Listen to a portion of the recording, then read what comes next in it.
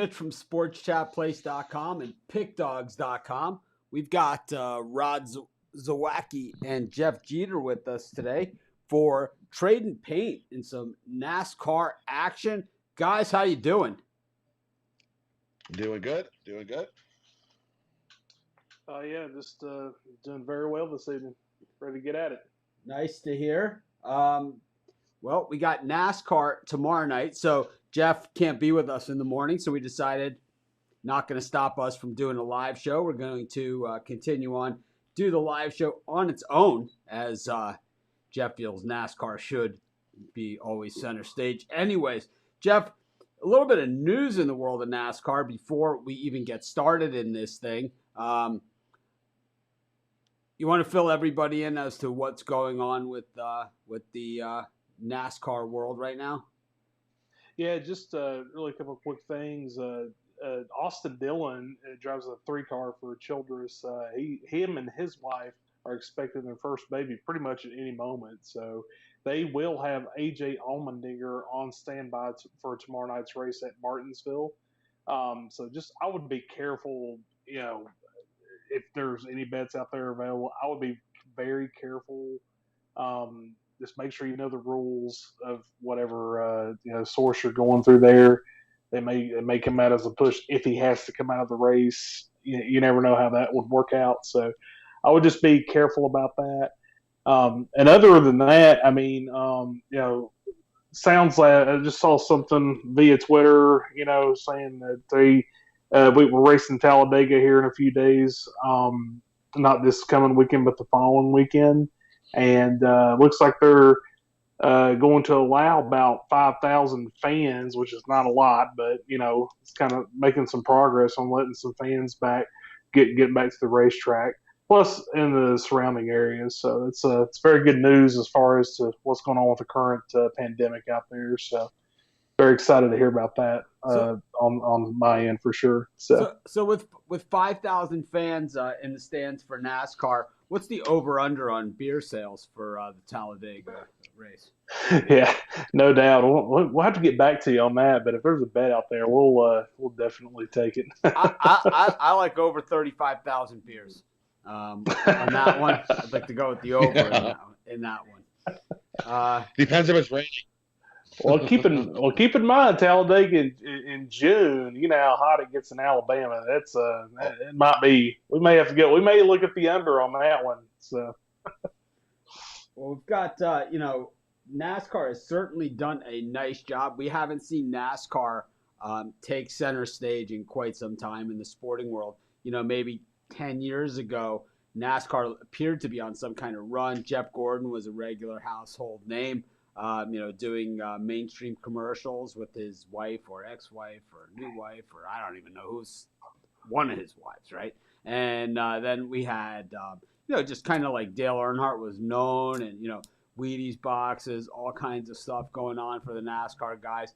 And all of a sudden they fell off. But I believe here in the COVID world that we live in, as we talked about how Major League Baseball might be giving something away here in the COVID world, I think maybe NASCAR doing something just a little bit different with that.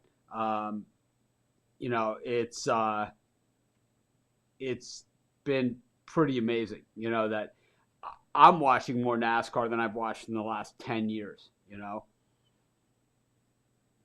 Yeah, and I mean it's been very exciting because we all know how important this is for the sport to gain some viewership. It probably wouldn't have gained in normal times, but we still want to get kind of back to normal, not just with NASCAR and being able to go to the race, but obviously with like Major League Baseball, we should be right in the middle of it right now, and et cetera. So. But at least we've been able to get out there and not have 100% of the races canceled.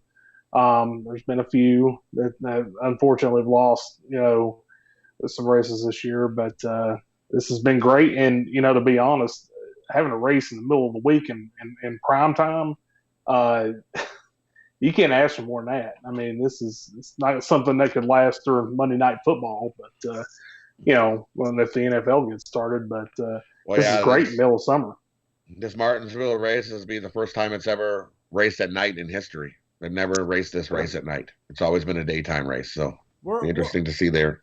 we're always a sports show first and foremost, and a betting show even first and even more foremost. But this is the world of social change. I spoke. I think I was the first one to speak out about what happened in Minneapolis. I haven't said much since. I don't feel it's been my place to. I think I made it crystal clear where I stand. There's no reason to to beat it into the ground. But I didn't wait, till everyone else is issuing these letters or how are we going to talk about this and how you feel about this or whatever. I unloaded the full vocabulary. I dug in deep and I unloaded exactly how I felt about this subject. NASCAR is a sport that hasn't always had that blending of the social line, and it's it goes way back. It just goes way back. Any chance, and I'm not talking about the comments by one driver or the comments by another driver or crew chief or anything like that. Is there any chance that while NASCAR has the center stage, that maybe we see some kind of them to begin some sort of measure to just show that they're on board for the change that has to happen? And I'm not saying, they need to start, radical, the radical changes. We're going to see NASCAR drivers, instead of running the race, walking around the track in protest. I'm not saying anything like that.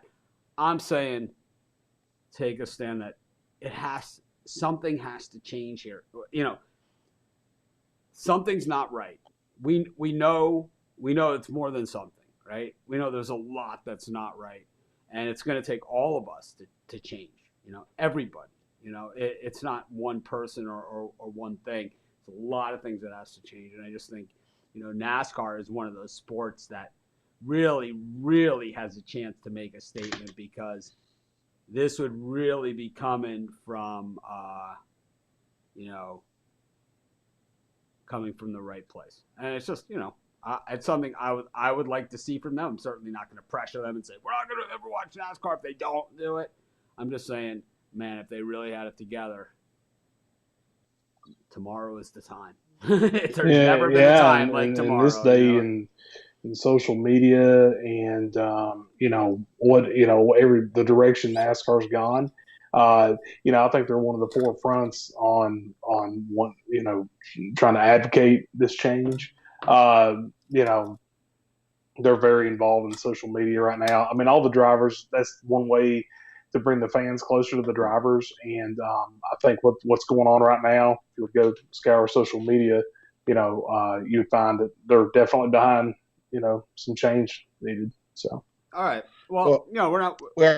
we already seen it. This NASCAR is all in and change. They had an unofficial start to kick off the race, the Atlanta race, towards the same thing, that they're all in and won't put up with it. Yeah, I mean, I'm all about it, and it's like I just think that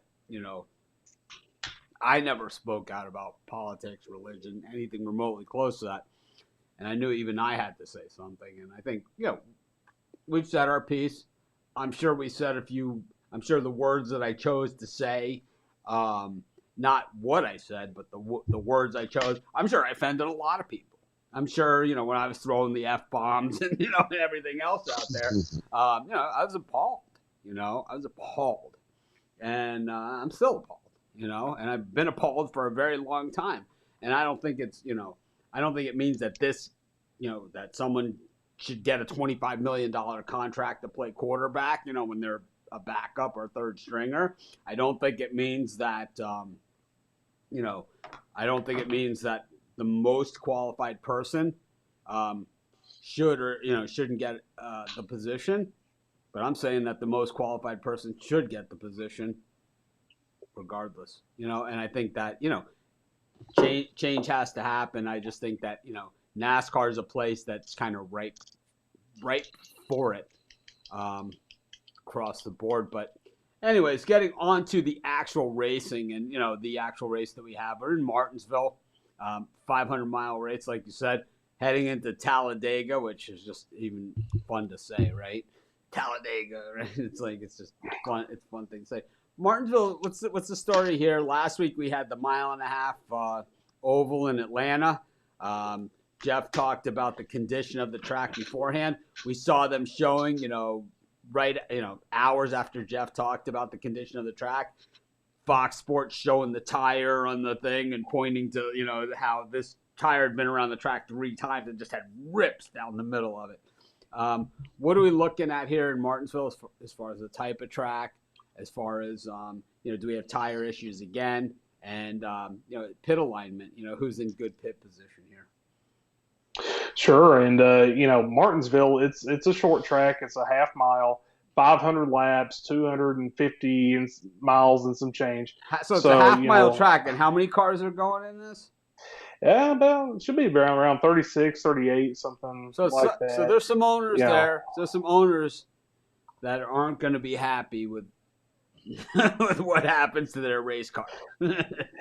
Well, if you're going into Martinsville, you should be expecting not to come out of the place without a scratch. There's no doubt about it. Is there some owners and drivers that just they don't want any part of that? I mean, when you're in a NASCAR race, you got sponsors, buddy. You better be, if you've got to race on some dirt and get gravel up in that thing and whatever, you're going after it, man. So, but yeah, Martinsville, it's the smallest track on the circuit. It's just behind Bristol in as far as length, but it's very different from Bristol. It's if you look at an overview shot of Martinsville, it looks like a paperclip. Everybody calls it the paperclip. So it's basically like 2 drag strips and 2 U-turns. So it's 1,000 laps? Yeah. Is that what's going to go on here? No, I wish. That'd be kind of cool. But no, it'd be 500 laps and so just a little over 250 miles. Oh, so the 500 is the number of laps. It is not the number of laps. Okay. Yeah. So you got to kind of, each week we'll have, different distances, but it's kind of like that 400, 500. That's how NASCAR kind of likes to get their sponsors in on the title of the race, So, but other than that, we're seeing Ryan Blaney start on the pole. Martinsville and just Martinsville is a very narrow track. It is a very tough place to pass. So pit strategy, pit selection. Well, of course, there's no qualifying, so he's on the pole. He's going to have an excellent pit box. He's one of the best pit box on pit road.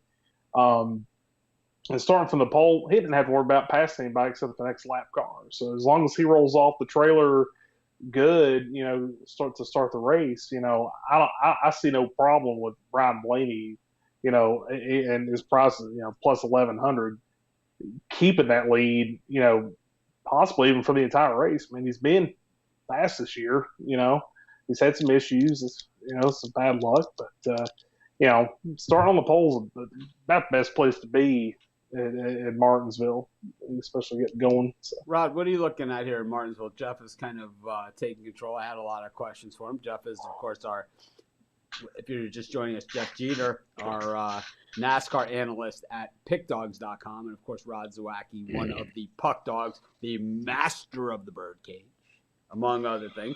And, of course, Rod's been covering a lot of NASCAR with us on our live shows as well. And, of course, Rod all over social media as well. So just a really good combination. And this is our newest and latest segment called Trading Paint.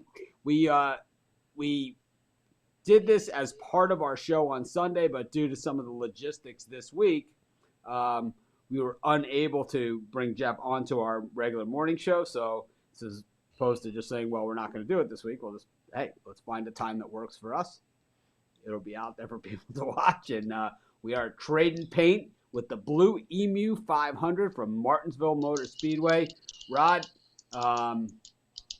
what do you think here? The green flag drops. Blaney's on the pole. Jeff has told us just how well he has been running, but we've had some other guys out there that have been running extremely well. I've been watching NASCAR more than I have in a long time, and I seem to see the same 5 or 6 guys up front every single race. It's Kyle Busch, it's Chase Elliott, it's Kevin Harvick, it's right. These are the same guys that have been up front all season long. Keselowski, Hamlin, same Hamlin. guys up at the top. So for me this week at Martinsville, I like three guys.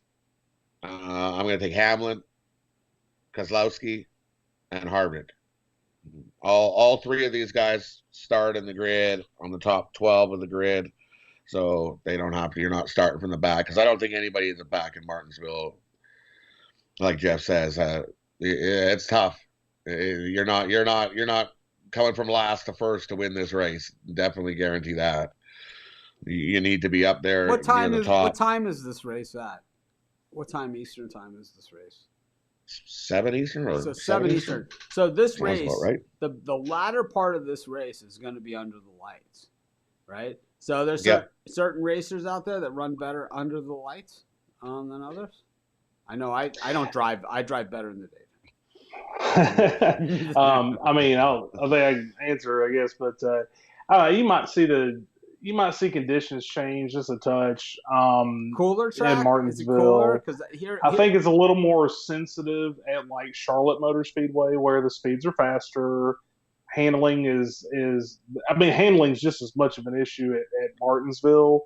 But I think the track sensitivity at some other tracks where we run faster, just faster speeds is a little bit different. So, I think Martinsville and the tire wear at Martinsville is not as bad as we saw at Atlanta last week. So, I think you're going to see more pit strategy, track position type games be played rather than it falling under the nighttime to have anything to do with it. Now, to a good point to what Rod said is this is our first race under the lights at Martinsville. So the track temperature will definitely be a little bit lower than it has been in the past because they usually run this thing right in the middle of the day. But middle of the day, I don't think I still think the guys who are good here are going to be the ones that prevail. So, all right. Well, is there similarities between this and Bristol? Like we spoke about that. This is Bristol's another shorter track. Also, on pit stops, right, with a half-mile track.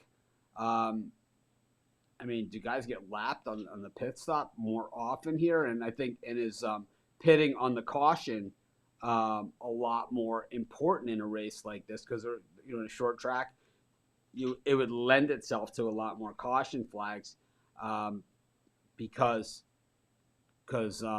pitting under green. I'm going to guess these guys can get around that half-mile oval in a hurry, even with the traffic, even with the traffic. Yeah, they're running 19-22nd laps at Martinsville.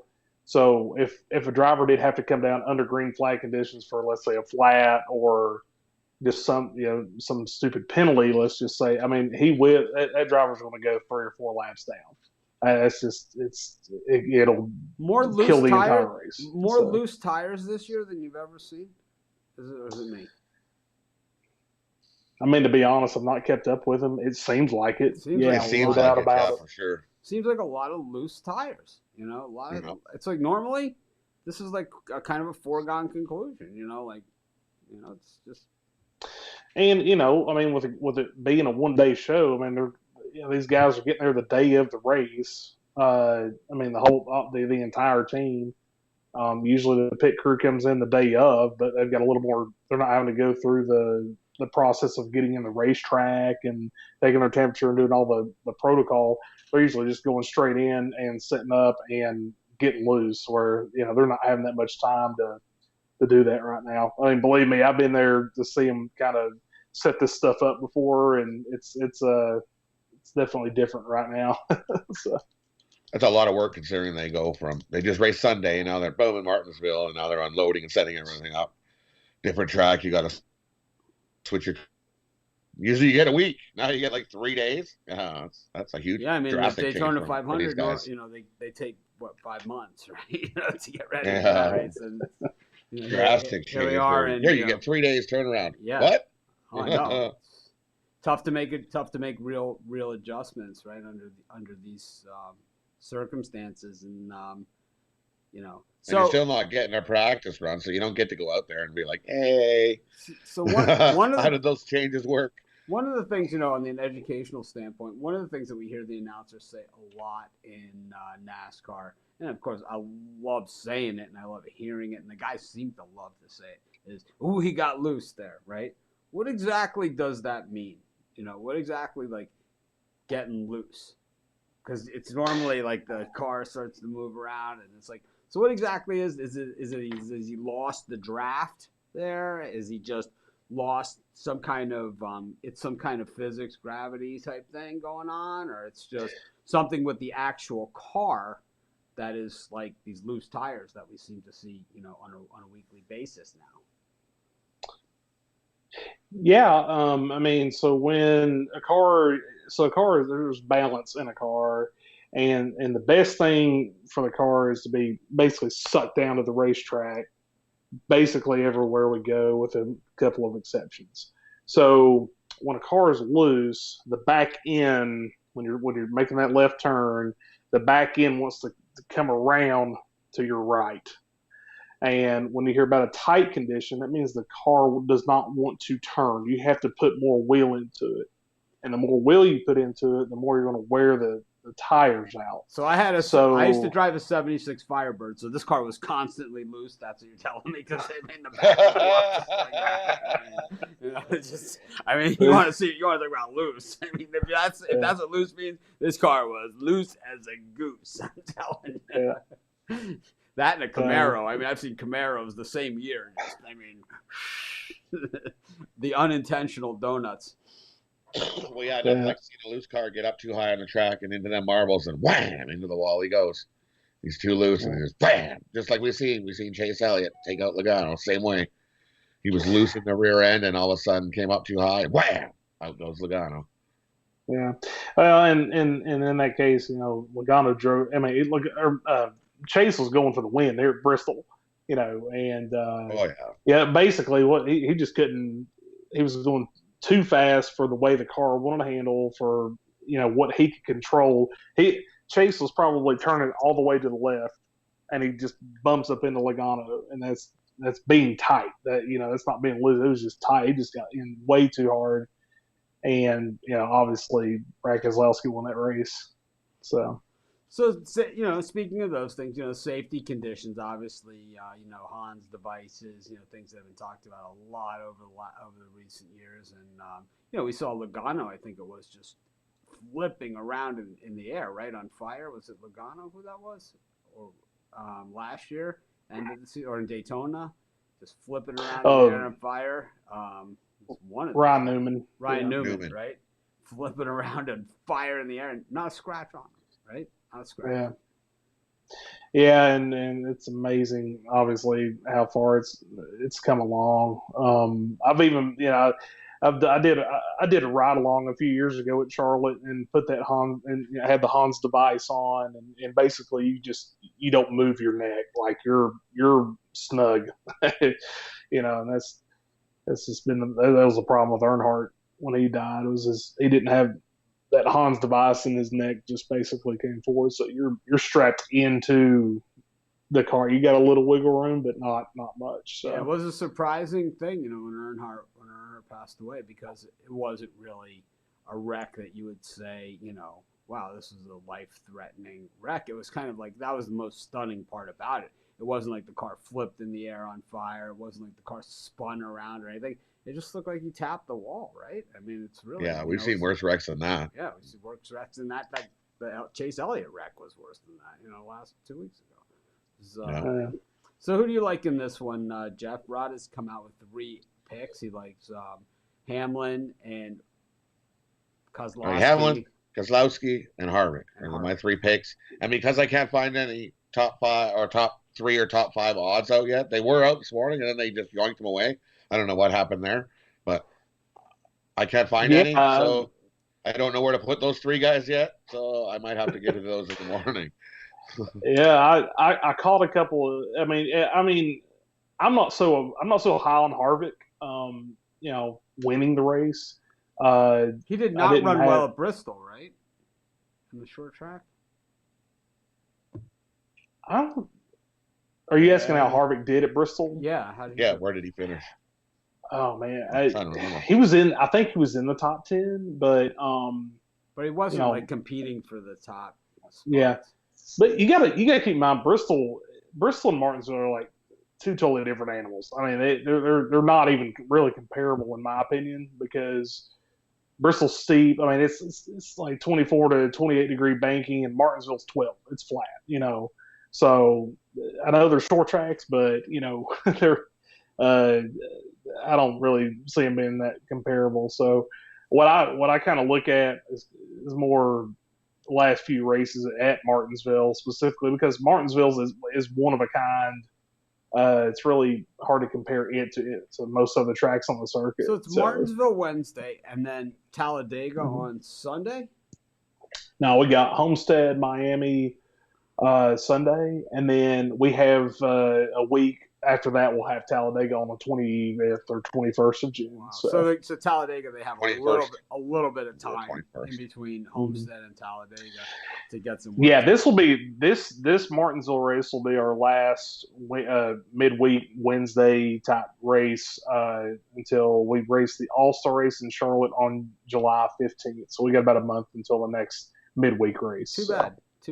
That's what I got to say about that. I mean, Yeah, they were cool. I like these midweek yeah, races. I like it too. I mean, here we are. It's Tuesday night. We're talking about the Blue Emu 500 from Martinsville Motor Speedway. We've got Jeff Jeter and Rod Zawacki trading some paint here, talking some NASCAR, touching some bumpers, and all under the green flag, of course. Jeff, so what do you think here of Rod's Kozlowski pick? He has been running pretty strong. You with him up there? Yeah, definitely with him on Brad. I mean, he's just a top 5 machine at Martinsville. He's already he basically won the Coke 600 off of luck, and then and again won the Bristol race off luck, and I think everything's rolling for him very well right now.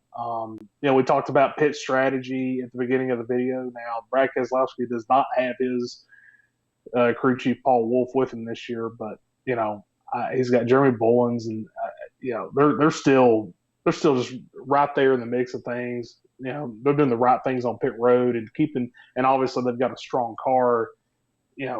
We just about every track we've been to this year, it seems like.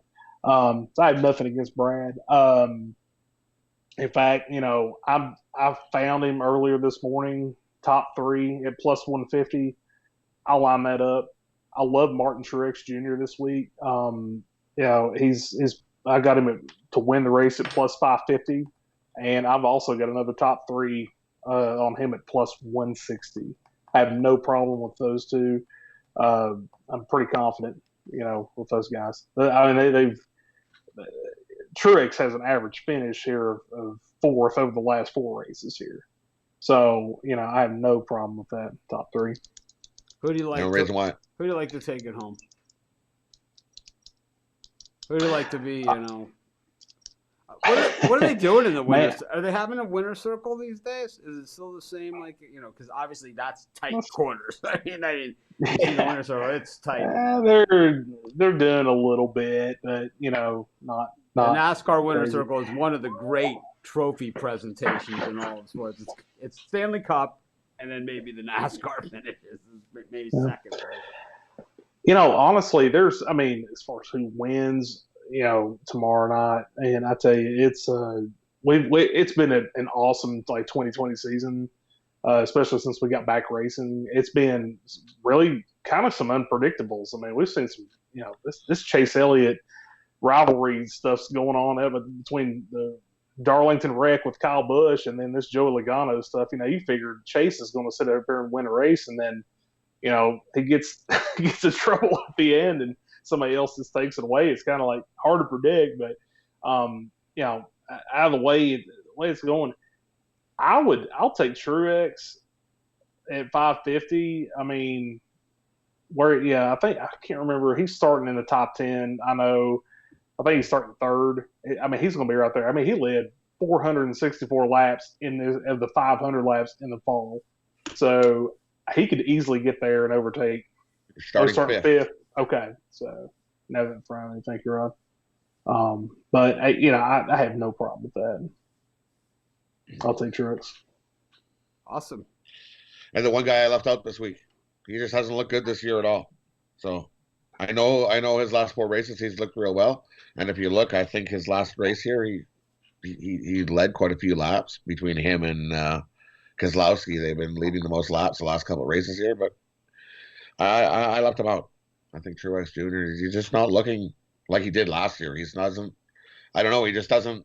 He doesn't look like he's got the same finish. He gets near the end and he just drops, and I don't know why. He's right there, what it seems like near the end, and then he drops. If you look at his average finish starting this year, he's up there, and then there's no finish, and everybody else blows by him. So that's why I left him out this week. I don't. I didn't give him a shot. That's the only reason why I left him out. My two, I like Keselowski to win this race or Hamlin, one of those two. Are my top two to win it. But like I said, I don't have these numbers for the top three, top five, or where to put them.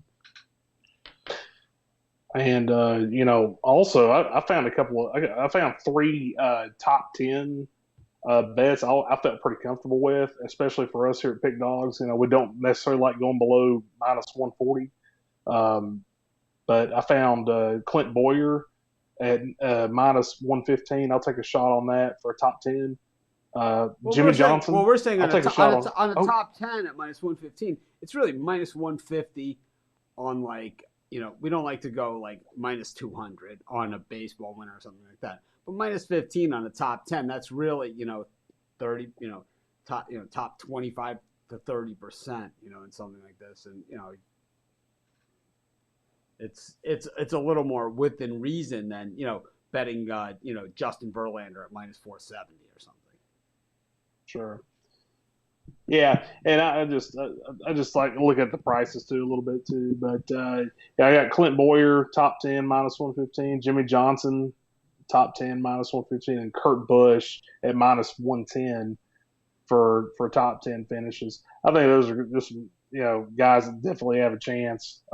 Clint Boyer won this race 2 years ago, so yeah, I don't see him having any issue here. He likes his place. He loves Martinsville, so. And he started fourth.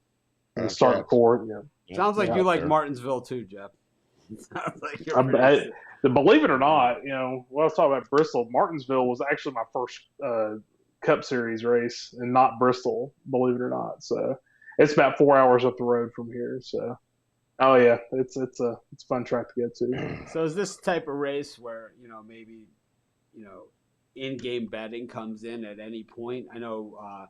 We talked about, possible wire to wire here, which I'll tell you what, I'll bet against that any day of the week in a NASCAR race on a short track. I'm not going to happen, but I think that, is this the type of thing where, it resets the last 20 laps, kind of like we saw, last week, I think it was the last 20 laps, and they say the race is on now, is it really when it starts?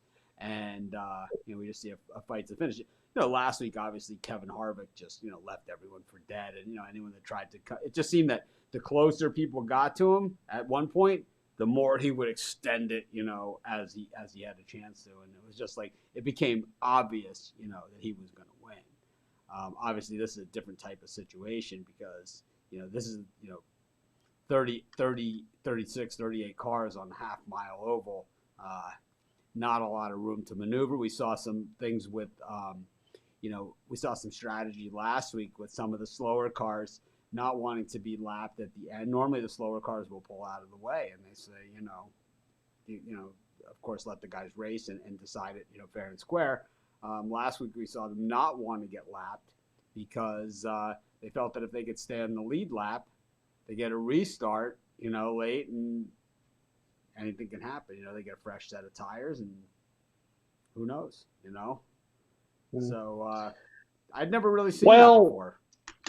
I would say, if you're live betting, you're watching the race anyway.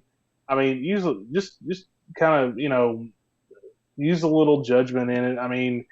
The last two races here last year were just absolutely dominated. Like Keselowski dominated the spring race, led 400 and some laps, and then Truex led 464 laps in the fall race here back last year. And, you know, could that happen? Yeah. Could it be a pit strategy race? Yeah. I mean, I can't really, you've got to have your finger kind of on the trigger if you think somebody's going to get out there and win the race with. But now, as far as the number goes, I would say they're probably going to have the final stage is 250 laps. They're going to have to pit at least one time in that time frame, possibly twice. And usually we have late race cautions at Martinsville starting around, I don't know, 70 to go. So around lap 430, you know, start looking for some cautions to come out. All right. NASCAR loves the green white checkered finish. We love seeing the overtime finishes. And so does that, and so does the sponsor. All right. Well, that's usually where it's won. It's usually you watch some guy dominate the dang race, and then because he starts fourth after one of these green white checkers, and he loses. It's like, well, this is our last midweek NASCAR show until middle of July 13th, the All-Star Series. I enjoyed it. You know, I learned a lot, and it's like, you know, NASCAR is not a sport.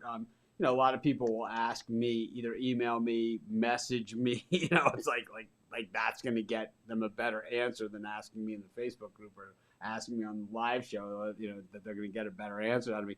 They'll ask me about like who's going to win the NASCAR race, who's going to win the hockey game, who's going to, you know, there are a lot of sports out there that aren't my thing. You know, yeah, it's football, basketball, baseball, yeah, boxing. These are my things, but it's like, you know, NASCAR and hockey and you know, German soccer, and I know something about this stuff. You know, I mean, this is what I do for a living, so of course I have to keep my finger on the pulse of everything. But it doesn't make me an expert on that stuff, and I'm not going to sit here and pretend to be. But I found this stuff extremely educational. You know, and you know, hopefully everybody else got something out of it, and you know, mostly, you know, hopefully everybody got some winners. So, Jeff, you want to recap your picks for this race? Yeah, I've got Martin Truex Jr. to win at plus 550, and I'm kind of with Rod on Brad Keselowski at plus 600, and I like Ryan Blaney to win the race at plus 1100. I have Brad Keselowski to finish in the top three at plus 150.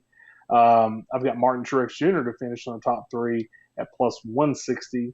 I have three top 10 picks. So I've got Clint Boyer to finish in the top 10 at minus 115.